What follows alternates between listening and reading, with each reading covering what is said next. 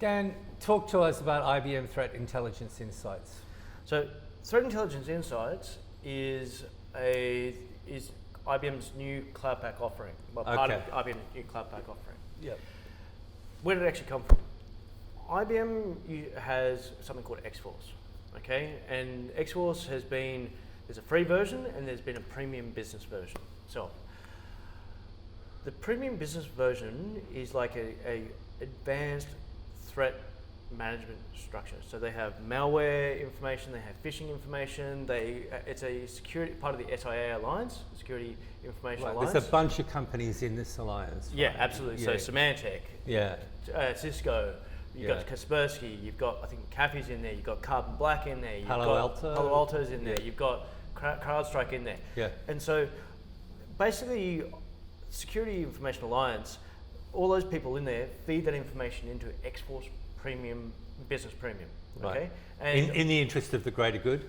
yeah. Well, no. The whole idea was you don't look at one source of truth. You want to look at many. Yeah. Okay. Sure. So therefore, that was the intention behind it. So IBM's X-Force Business Premium was a product that IBM offered to customers where you could get aggregated, centralized information from multiple different vendors. Yeah. And be able to test and check whether a external threat is of impact to your business. So I can see an IP coming in that's not behaving properly. I can pump that IP address in, and I get a report back from IBM from X-Force saying, this is a concern.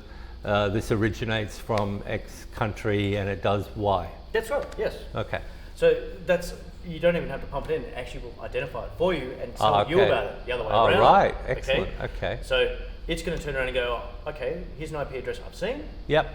You need to be worried about this. You need to be worried about this. Okay. Okay. Yeah. Okay. That's what it does. Okay. All right, So that's cool. what Threat Intelligence X-Force Business Premium used to do. Right. Okay? No one bought it. Yep. It was bigger than Ben-Hur. Yeah.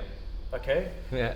No one bought it. They were trying to charge a huge amount of money for it Yep. as a premium service. Yep. No one bought it, and so therefore they've gone, okay, we've got all this great information. Make it available. Let's make it more Yeah. available. Ah. So they then encapsulated, incorporated into Threat Intelligence Insights Right. as part of Cloud. So this has become one part of the value equation of IBM Cloud Pak for security. Absolutely. So you've got these various applications running on Red Hat OpenShift. Yep. In a microservices environment. Yep.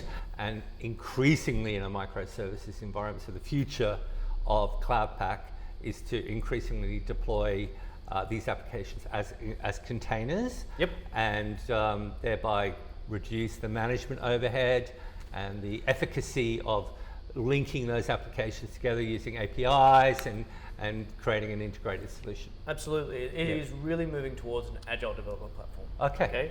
So instead of, and this is the big kicker around OpenShift and versus the historical traditional way of doing things. So with servers and big servers. You VMs. used to have big servers. You have to have all these integration pieces. You'd have to build all these different components. You'd have interdependencies in that instance between different components within the applications, QRadar to an app or whatever it may be from there. Yeah. Instead, all you're doing is creating a gateway between. You're creating this little application. Might be a little small application that leverages a very small part of QRadar.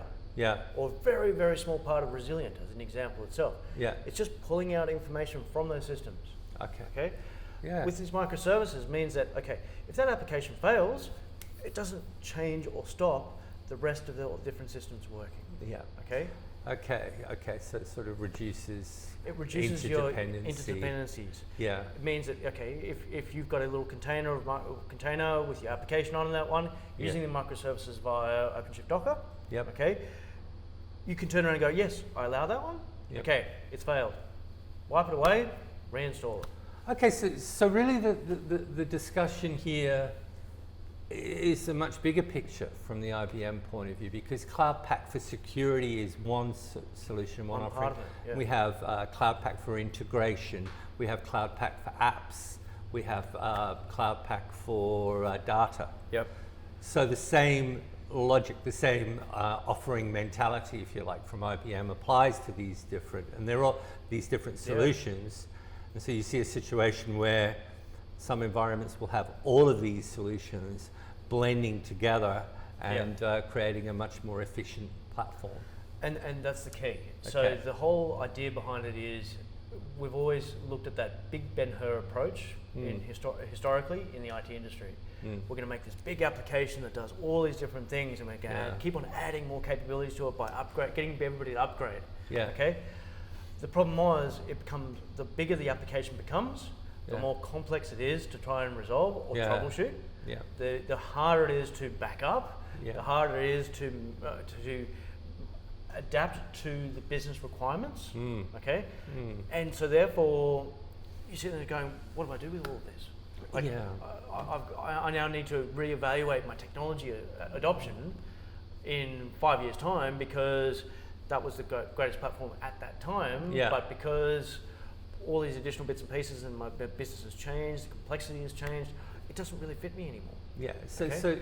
so it makes me think of a commonly used phrase from years ago: service-oriented architecture. So Sure, the logic there being, back in the day, I have a whole bunch of services that interact.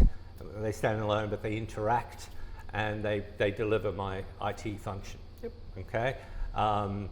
If one service underperforms, if one service becomes too expensive through vendor licensing or ongoing support and maintenance costs or whatever it might be, I can literally pull that service out of my IT structure and I can put another service in to take its place. That's correct. In fact, you can actually put them in parallel. Right, exactly, Okay. and then once, and then cut over or and dump the expensive or the one that's underperforming. Yeah. And that whole logic back then, and it applies even more so today, means that vendors are kept honest in their pricing because they realise that it's not too hard to remove their service and plug in a Something competitor's else, that's right. service. So that's driving IT costs down. Is that a fair statement? It is driving the development structure associated with the vendors. Okay? Right. So, right. and this is where IBM, Microsoft, we talk about OpenShift, Kubernetes, Yep. all of that kind of stuff comes into consideration because all of those are using a core common back-end platform structure. There's a Docker Yep. and there are containers. Yeah. Okay. The containers could be huge. Yep. They can be small. Right. Okay. So SAP in a container. It could be, in Yeah. fact, HANA is in a container already. Right, okay, yeah. So you can do that, Yeah. okay? Yeah. So you don't have to worry about it too much, okay? If it's not doing its job, great. There are going to be some limitations, but the Docker function is your avenue to be able to make sure that service is there. Access to the containers, access to the information. The Docker acts as an in-betweener, if you want to call it that from there. And then API managers manage the flow of data between different systems. And that also can be managed by the Docker system itself. So Okay. instead of you having to try to worry about how those all interconnect in that circumstance, Yeah. you just have to worry about how the actual container is working with the Docker, and then how the Docker is working with everything else. Okay. Does that make sense? Yeah, got it. So it got means that it's simpler to be able to do. Yeah. It's simpler to be able to just define this is the application. Okay. And it's not about the server, it's not about the infrastructure, it's not about the system, it's not even about the networks. It's around how that Docker Yeah. and that container operates by themselves. And this is the fundamental reason that IBM bought Red Hat.